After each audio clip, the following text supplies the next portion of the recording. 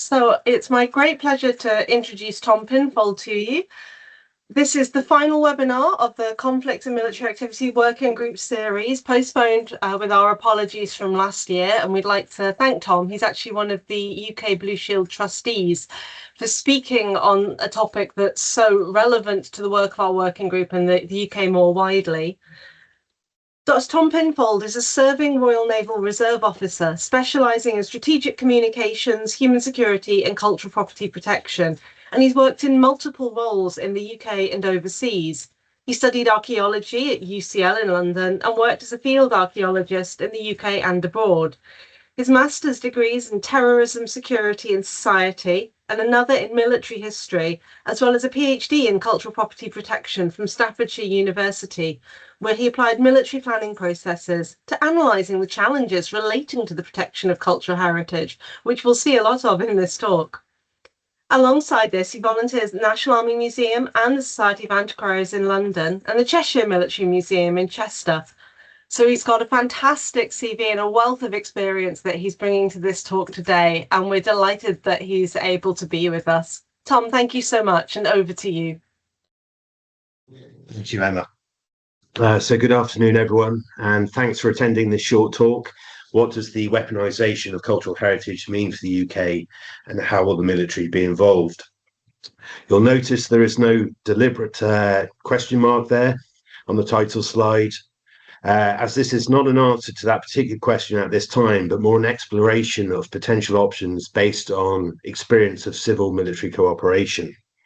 And this talk is sort of a shorter version of an article that I wrote for Historic Environment Policy and Practice. So briefly about me, I'm not a member of the CPPU, but I'm closely linked in with them and obviously a big supporter of what they're up to and what they do. I am currently a de facto lead for CPP in the RN, but that is very unofficial as the Navy is still finding its way. But in one guise or another, I've been involved in heritage for 30 years and the military for 1 week away from 14 years. So the scope of this lecture is as follows. We're going to look at the current situation. We're going to sort of discuss the threats. We're going to review military support, lessons identified from COVID, discuss in brief some actions on, and have a final thought and some Q&A at the end. So the current situation, to set the scene, back in December, I finished my working year, every bit of which had been focused on preparing the UK for conflict, and in my case, cohering the industrial and academic complex to support the UK military. I then went on leave for 2 weeks. I enjoyed Christmas and my wedding anniversary, New Year, caught up with some friends and family. And if I'm honest, at the start of January, I started to think the risk of war had gone, despite incidents in Venezuela and Greenland. However, my first day back in work on the 5th of January, I was brought back to a shuddering reality. I was back playing my small part in preparing for war again.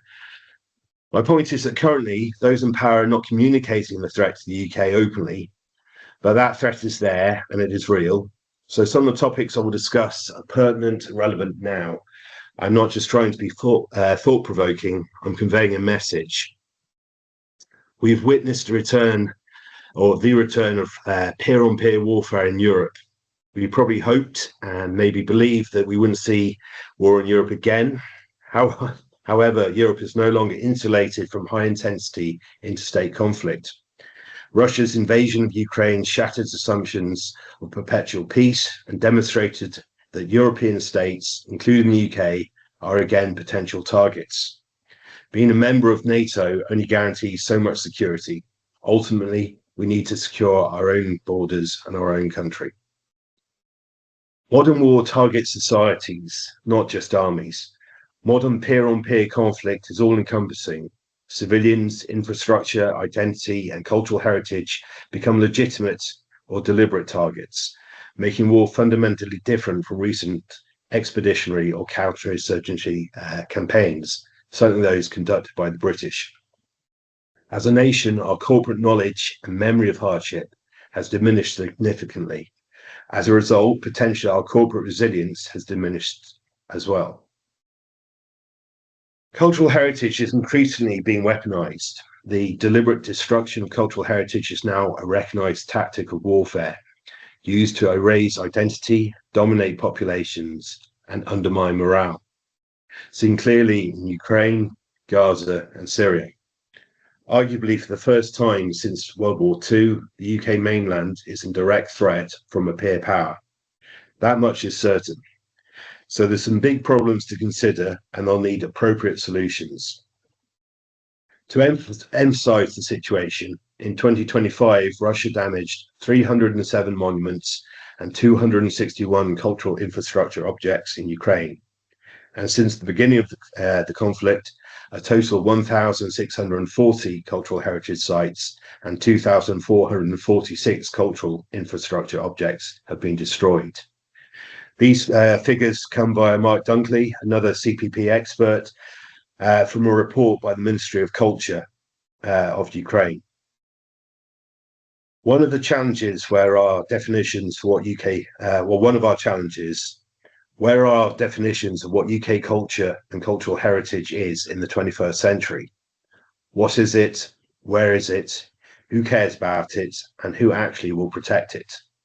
And for me, this is one of the most interesting and possibly important questions of today and in general. Who will protect UK cultural heritage when the UK is at a state of war? So we'll talk about the threats and the kind of fluid front lines. And by that, I mean, we now have a mass sort of a globalized population all over the world. We do not have homogenous groups anymore. A lot has changed since the last time the UK was involved in a world war that concluded in 1945. The picture of the UK is a very different thing. So a peer-on-peer attack, what might that look like? If the threat is coming from the opposing states, it could be missile strikes, bombing, drone swarms, naval gunfire, land invasion, sabotage. And most of these are actually quite indiscriminate. But the British military has been learning quite a lot of the lessons from Ukraine about how Russia has conducted its attacks, its invasion, and its overall sort of military presence within Ukraine, and try to analyze how we might counter that as a military ourselves. But one thing that is already very active is grey zone activity.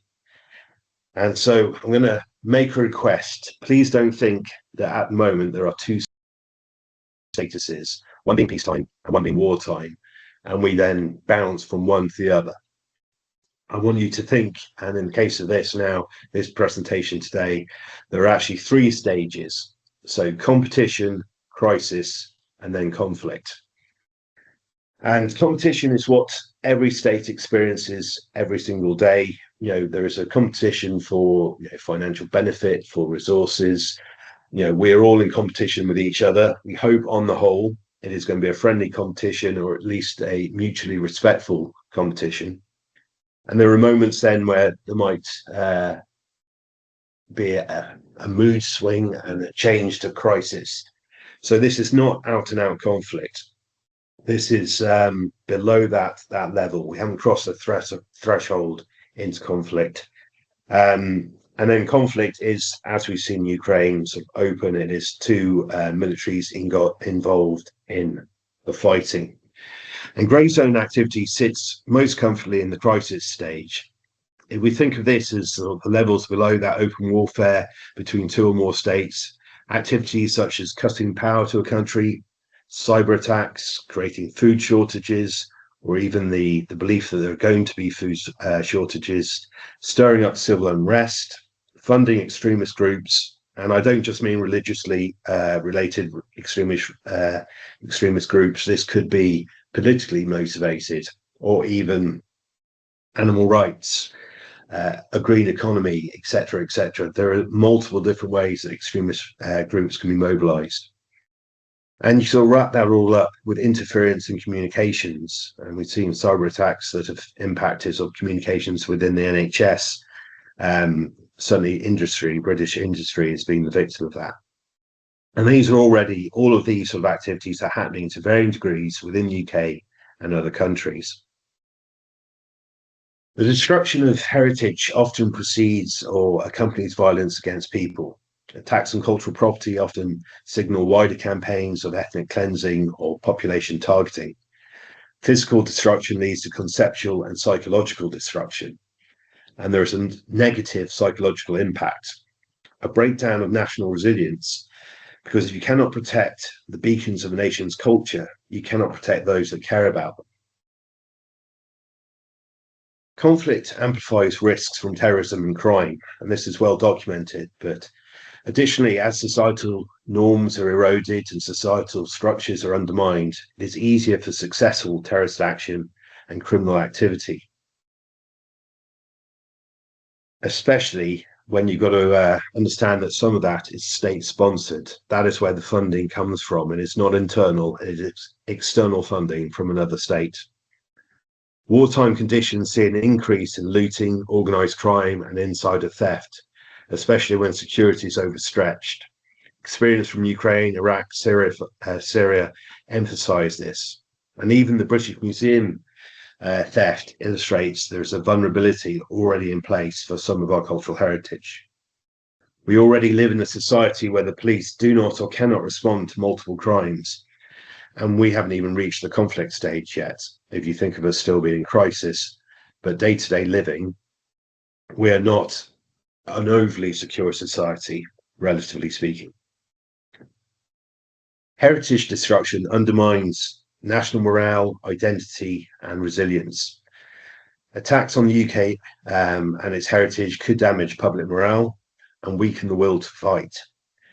There's also a longer-term harm to economic recovery, especially if something like tourism is downgraded, which is a massive income for the nation.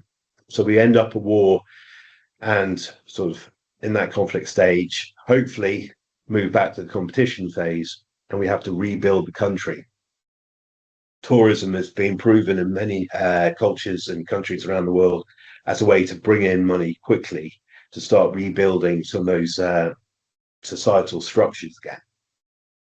So this makes this discussion, it's not just heritage protection as a luxury, it's about a resilience, a reliance on resilience, and a need for resilience throughout our societal norms. UK cultural heritage is vast, diverse, and impossible to fully protect, especially by the military. Heritage includes iconic monuments, culturally significant sites, and objects tied to diverse communities. A fortnight ago, I took a walk down the road outside my house to count the amount of potential cultural and heritage objects as an experiment, and stopped counting at about 20.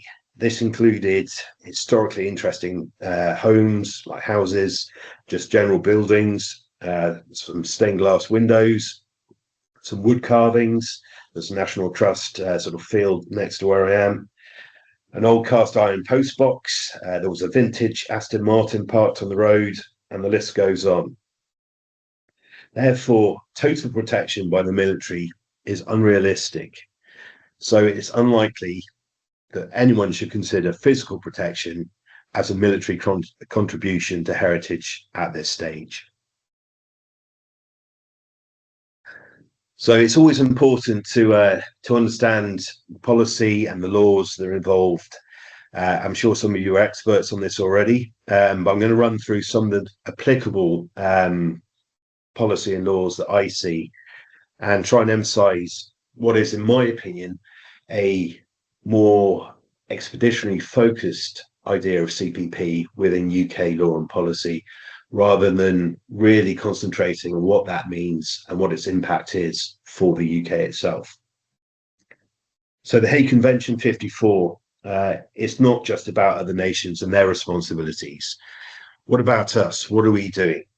HC 54 establishes the international legal framework for the protection of cultural property during armed conflict. It prohibits targeting, destruction, and misuse of cultural property unless justified by imperative military necessity. Importantly, it creates obligations to respect and protect cultural property in both occupied territory and a state's own territory. Arguably, in my opinion, UK CPP policy is expeditionary focused and inwardly underdeveloped. That doesn't mean there isn't some work going on, and so the CPPU are actually active in this area. But in terms of the scale of what's required, I don't think we're doing enough. And while the UK has ratified the 1954 Hague Convention and established the CPPU, policy and doctrine largely imply CPP is something that happens abroad, not on UK soil. So talking about military necessity, LOAC, the law of armed conflict, this governs the conduct of hostilities and use of force during armed conflict. Cultural property protection is embedded within LOAC principles. LOAC is binding on UK military operations, but just because we follow a rule set, that does not mean our enemies will do the same. UK forces operate under LOAC and military necessity, which prohibit unnecessary destruction, but adversaries may deliberately ignore these norms and intentionally target our heritage to have a negative psychological impact. So Joint Services Publication 985, this is the Human Security and Defence publication, and human security is the umbrella term in defence for considering the needs of individuals, not states. And it can include some of the most traumatic issues in warfare, such as conflict-related sexual violence, child soldiers, human trafficking.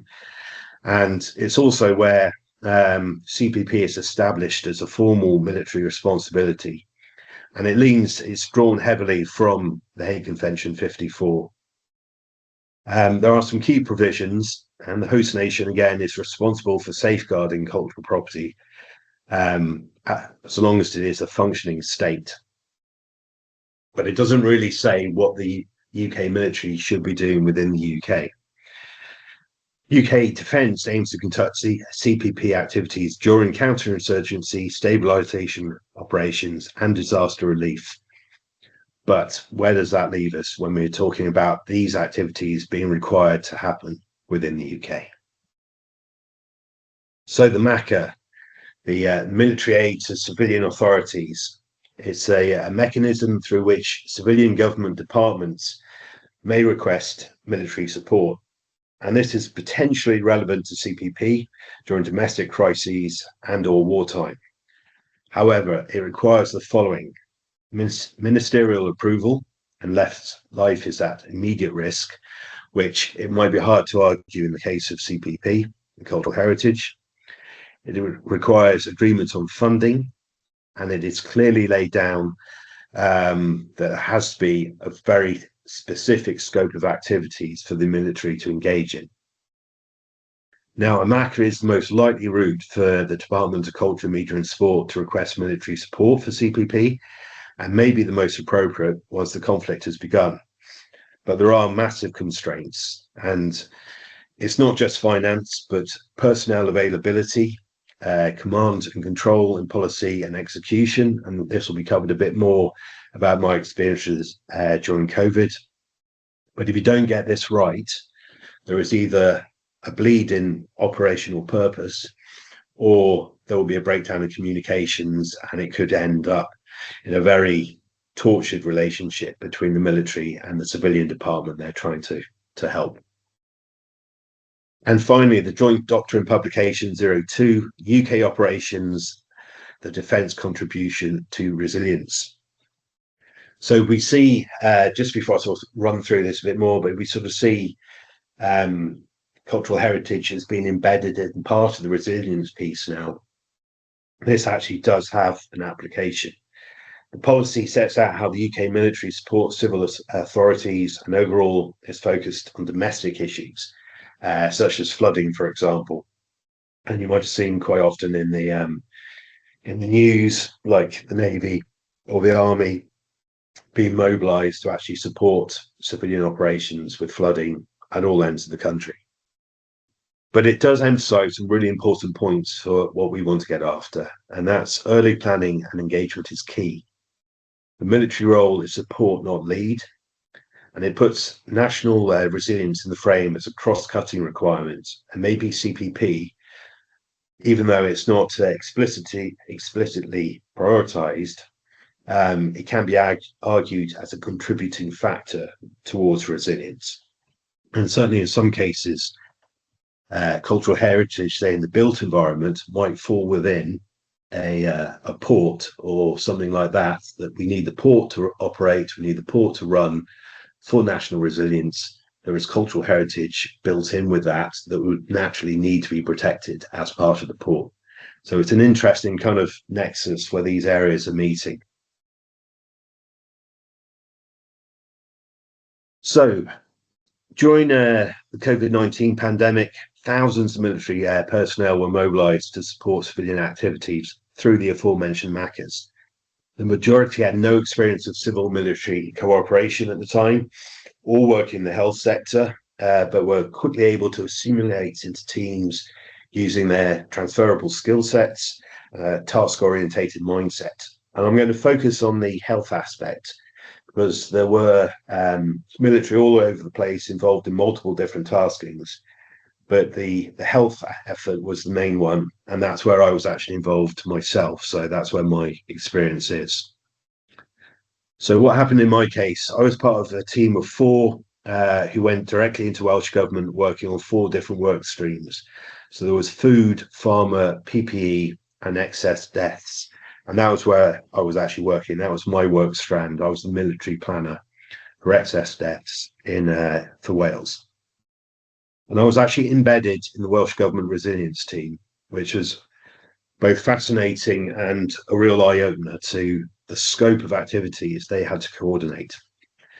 And then on top of that, there was a further 60 or so military planners were positioned across Wales. And this was happening across the rest of the country, but I'm focused on Wales, but in hospitals, in local resilience forums, LRFs, and other sort of more local government institutions. And predominantly, at officer level at least, their roles were predominantly in planning and to act as liaisons. And that's at the start, the combined effort between the military and civilian colleagues was to try and understand the actual problem. So military planning is a key skill, and as outsiders, military liaisons were able to play the role of like a critical friend. Something the military already experiences through the use of civil servants within the MOD, which is like a check and a balance to prevent too much group thinking of just having military officers or the military trying to work out solutions to problems. And it's proved pretty crucial.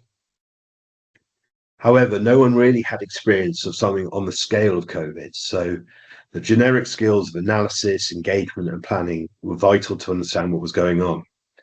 And this led to the formation of plans, allocation of resources, and ultimately the implementation of solutions. But the big potential difference between a peer-on-peer conflict and what happened when COVID struck is the solving of the COVID problem was a national effort. Effectively, the whole nation mobilized. Should we be at war, protecting cultural heritage will be part of a series of problems that need fixing. Military support will not be in thousands, but probably only in tens at best. And in the early stages, realistically, members of the CPPU could be on Dover Beach filling sandbags, not conducting CPP activity, depending on what are the immediate needs of the service. This does not mean that cultural heritage protection is not important, but it means in that moment, where do you need to put your people? We have a much smaller military than we've had, I think, in well over a century. And that includes all 3 services, all have been reduced. And so it will come to focus on some, when the problem happens, they'll be focusing on some very specific challenges. And this is a really important point. During COVID, the military was not consistently involved in the actual doing. There were, of course, instances of the military on the streets or supporting testing and vaccination centres, but it was definitely supporting, not leading. It was supplementary. And in my experience, Welsh Government were the ones liaising with Westminster, and they were the ones ultimately finding people to do the stuff on the ground. So what does this mean? Well, the heritage sector will more likely than not be the ones doing the stuff on the ground, with limited support from the military and the police potentially. The military will definitely not be leading, even in a crisis.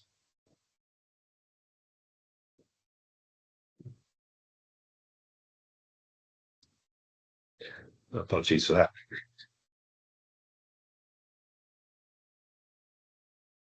So, notably, previous success does not mean the lessons should not be identified and learned from this global crisis. One of the issues was timing.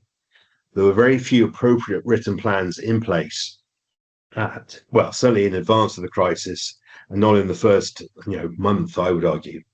And if they were, like in my case, there was a flu outbreak plan, they were out of date and not actually appropriate to the UK in 2020. As touched on earlier, the demographics had changed, where people, like the concentration of people was different to how it had been when the plans had been written. Therefore, there was little understanding of the resources needed to meet requirements, and this needed to be sorted out really in advance before the military were even in place. Communication channels were developed quickly, but not well established at the start.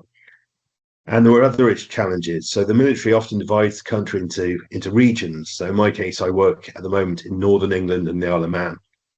I have a colleague in Scotland and Northern Ireland. I have one in Wales and West, and I have one in London and Eastern England. And this is a Navy thing. But the country doesn't operate like that. National, in my case, national businesses might have an office in 3 of those different regions. But the Navy's footprint, and you have Army HQ North, they are very much regionally focused, which can lead to breakdowns in communication, because one person is talking to one person in the region, but it's actually relevant to a national organization or a national business.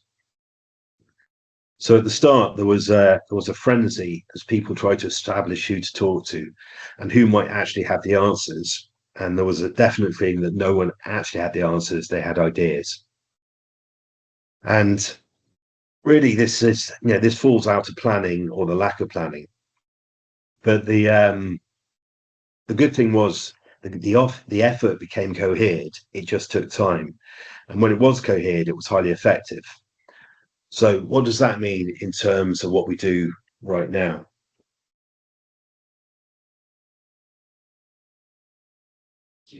So, if we come under attack in terms of CPP in the UK, the military and the heritage sector needs to cooperate.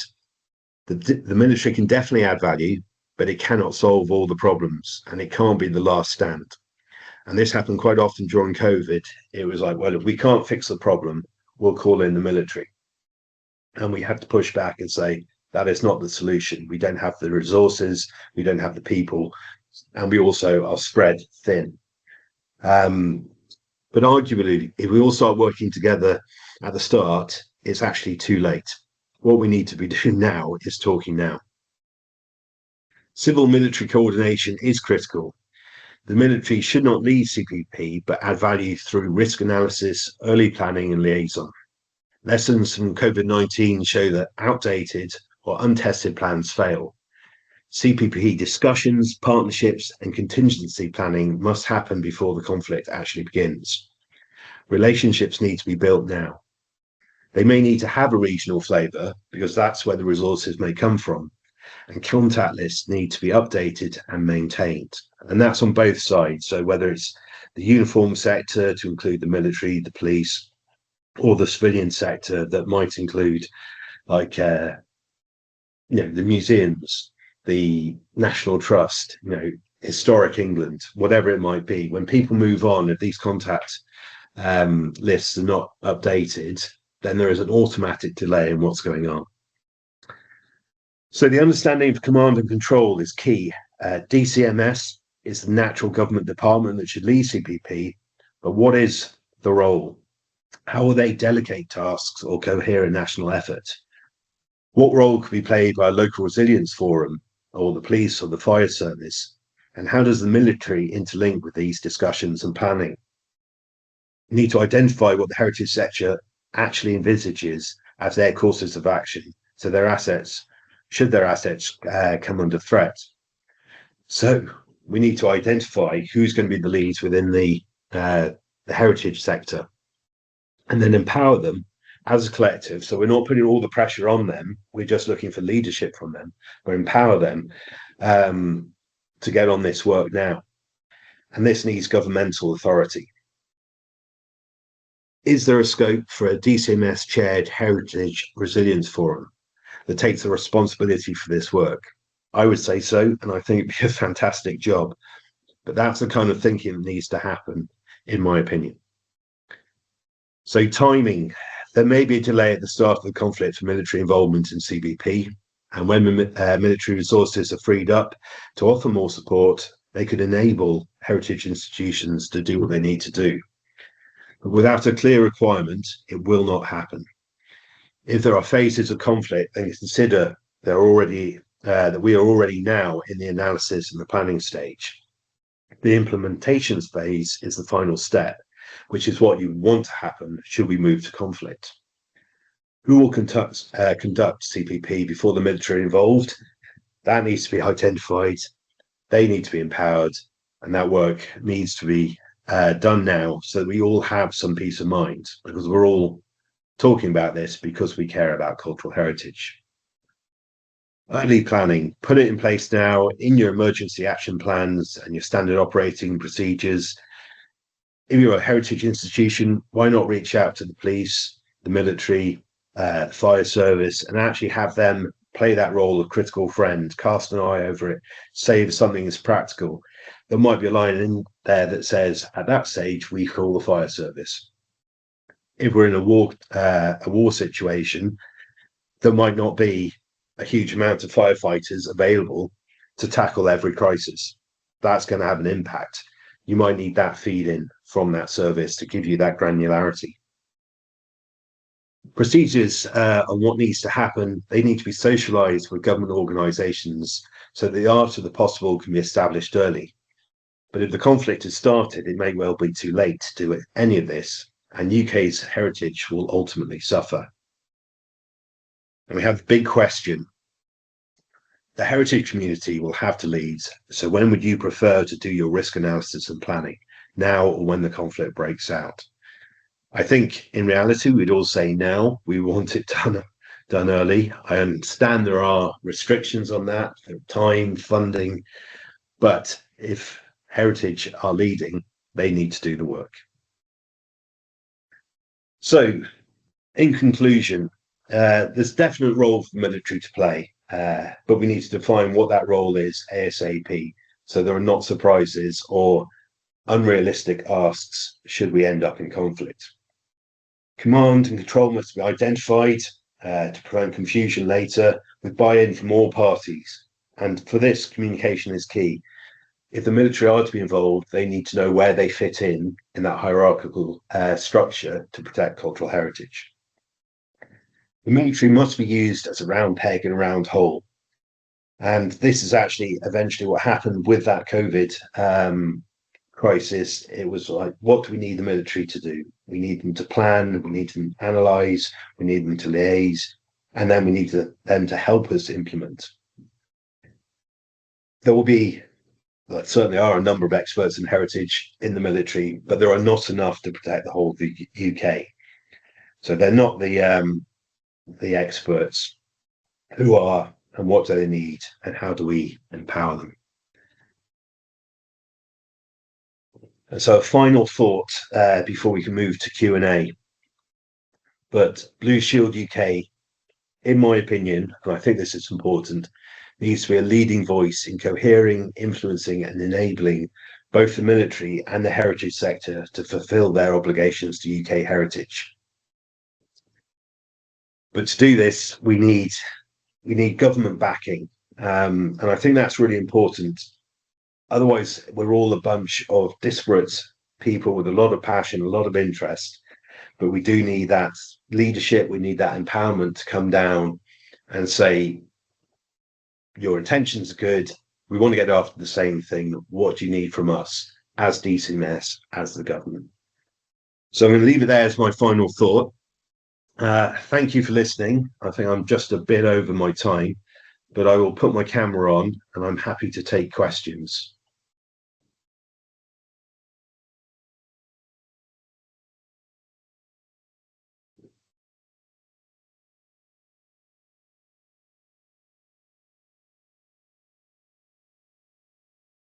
Tom, thank you so much. That was not only fascinating, but highly interesting and relevant for our participants here today.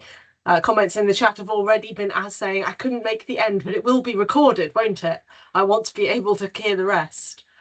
So opening it up, do we have any questions for Tom? I think there's a lot of very relevant information there for us to take away and consider. Stunned silence. Scared silence.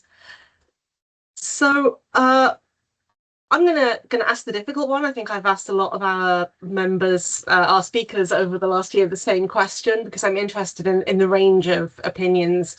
You mentioned obviously the range and variety of cultural property that needs protecting, and that it's obviously unrealistic to ask the military to do so, something I very much agree with. But from your work in your various spheres, have you any personal feelings about how you would prioritize and make those choices, about things you've seen people particularly care about or a particular relevance in any of your different hats? And then I see we have at least one hand up and we'll move to that in a second. I think it's a very important question. I think part of it comes down to empowering people to look after what they care about most. And I'm going to reference COVID, but there are obviously a certain amount of religious procedures when it comes to people passing away. And one thing the Welsh government did really well, in my opinion, was it didn't try to get involved in, say, how a Muslim or a Hindu person might deal with a deceased person. They reached out and they asked, what do you need from us working within these guidelines? And we could talk about the Eastern Temple in London, absolute massive complex. Why would we try and tell the Hindu community the best way to look after their temple? I would start asking those questions now. What might you need from us to look after your temple? And I know that takes a lot of cohesion. And I mean, the military are their own worst nightmare in the fact they will move on quite often every 2 years to a different job. It is nature to make us very skilled in a wide range of things. But quite often, if you can build that relationship with people and you can ask them what do they need, and it's not just about religion, but it might be a church, a town hall that is the center of a community that has historical artifacts relating just to that community in that part of the country. Do they have a plan? Because they might find that town hall or that village hall much more important in terms of what they want to protect should be at war rather than a national institution. And it's a massive undertaking to try and find that out. But I think this is why you ask the questions now, so that when the balloon goes up, you're not trying to start the process then. You hopefully have some answers.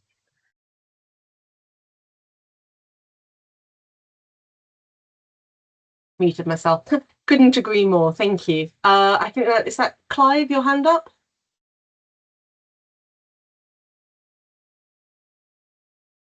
Clive, you are muted.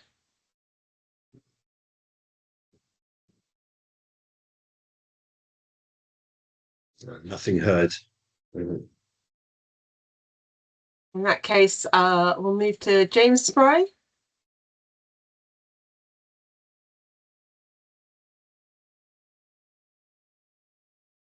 Okay, if it's not letting you unmute, because I know we have two different sets of links going, please do just type your questions into the chat and we can pick them up then if it won't let you unmute. We'll just give it a second. I see Adrian's put in the chat that microphones are block muted.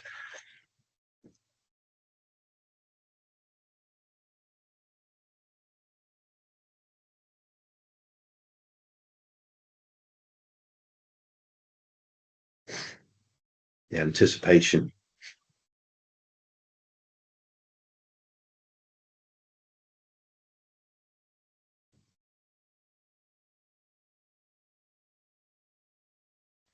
From your engagement with the LRFs, to what degree do you believe that various LRF members are thinking of or even aware of the impact that various incident types can have on cultural heritage?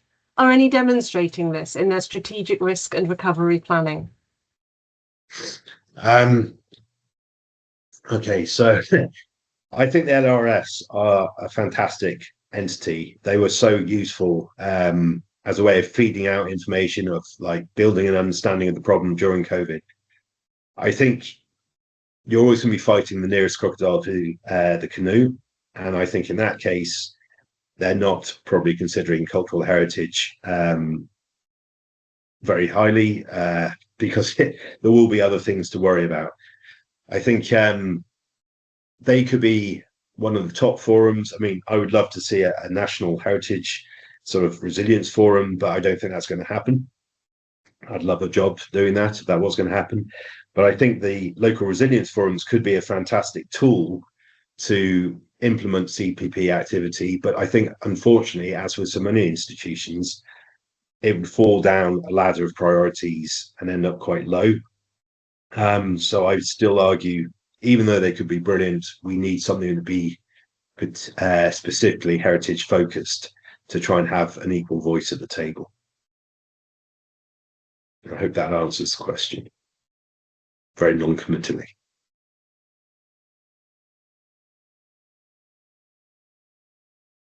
Thank you. It's a fair answer. I'm just going to see if we get that question in from Clive.